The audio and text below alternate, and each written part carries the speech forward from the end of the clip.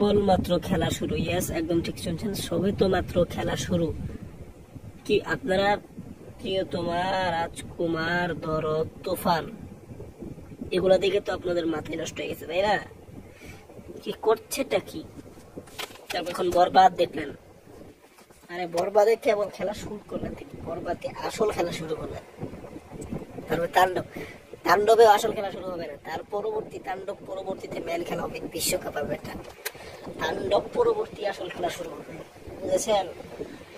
এই আসলে মূল যে মাত্রাটা হয়েছে অ্যাকশন এবং ইন্টারন্যাশনাল, মানে সেটা শুরু হয়েছে তুফান দিয়ে, ঠিক আছে? সেটা তুফান বরবাদ, ইন্টারন্যাশনাল, মানে একদম। যেহেতু বরবাদের সামনে তুফানকে বাচ্চা মনে হচ্ছে, তাণ্ডবের সামনে বরবাদকে বাচ্চা মনে হবে, আবার তাণ্ডবের পরে যেটাকে তাণ্ডব তার কাছে বাচ্চা মনে হবে। তো থ্যাংক ইউ।